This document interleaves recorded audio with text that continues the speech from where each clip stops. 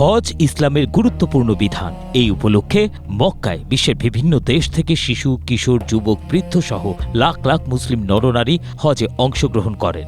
লাখ লাখ মানুষের পুণ্যের এই মহাসম্মেলনে অনেক মানুষ মৃত্যুবরণ করেন। এবারের পবিত্র হজ পালন করতে গিয়ে এ পর্যন্ত ৩০ জন বাংলাদেশি হজযাত্রী সৌদি আরবে মারা গিয়েছেন। তাদের মধ্যে মক্কায় ২১ জন এবং মদিনায় ৯ জন মারা গিয়েছেন। হজে গিয়ে মৃত্যু নিয়ে নবীজি সাল্লাল্লাহু আলাইহি ওয়াসাল্লাম ঘোষণা করেছেন সুসংবাদ। যে ব্যক্তি হজের উদ্দেশ্যে বের হলো এরপর মৃত্যুবরণ করলো, কিয়ামত পর্যন্ত তার জন্য হজের সোয়াব লেখা হবে। আর যে ব্যক্তি উমরার উদ্দেশ্যে বের হলো আর সেই অবস্থায় তার মৃত্যু হলো, কিয়ামত পর্যন্ত তার জন্য উমরার সোয়াব লেখা হবে।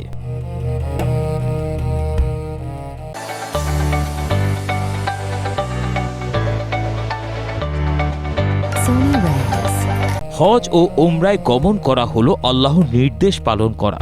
ধর্মপ্রাণ মুসলমান যখন পবিত্র নগরী মক্কা কিংবা মদিনায় অবস্থান করেন তখন তারা হয়ে যান আল্লাহর মেহমান।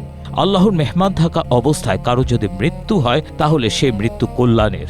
হযরত ইবনে আব্বাস রাদিয়াল্লাহু আনহু থেকে বর্ণিত, তিনি বলেন, আমরা নবীজি সাল্লাল্লাহু আলাইহি ওয়াসাল্লামের সঙ্গে এক সফরে ছিলাম। সেই সময় ইহরাম বাঁধা অবস্থায় এক ব্যক্তি হঠাৎ উটের পিঠ থেকে পড়ে ঘাড় ভেঙে মারা যায়। ফলে রাসূলুল্লাহ সাল্লাল্লাহু আলাইহি ওয়াসাল্লাম বলেন, তোমরা সিদ্ধ পানিতে কুল গাছের পাতা দিয়ে তাকে গোসল দাও এবং তার ইহরামের কাপড় দুটি দিয়ে কাফন দাও, তবে তার শরীরে সুগন্ধি লাগাবে না এবং তার মাথা ঢাকবে না, কেননা কিয়ামতের দিন তাকে তালবিয়া পাঠরত অবস্থায় উঠানো হবে।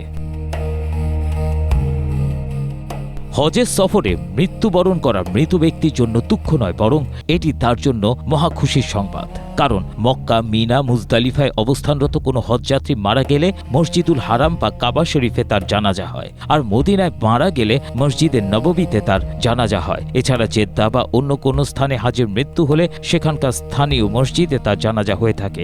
হজের সফরে যারা মক্কায় মারা যান তাদেরকে কাবা শরীফের সন্নিকটে জান্নাতুল মাওলাতে দাফন করা হয়, আর যারা মদিনায় মারা যান তাদেরকে মসজিদে নববী সংলগ্ন বাকিউল গারকাদে বা জান্নাতুল বাকিতে দাফন করা হয়। এইসব কবরস্থানে নবীজি সাল্লাল্লাহু আলাইহি ওয়াসাল্লামের সন্তান, স্ত্রী সহ অসংখ্য সাহাবায়ে কেরামের দাফন হয়েছে।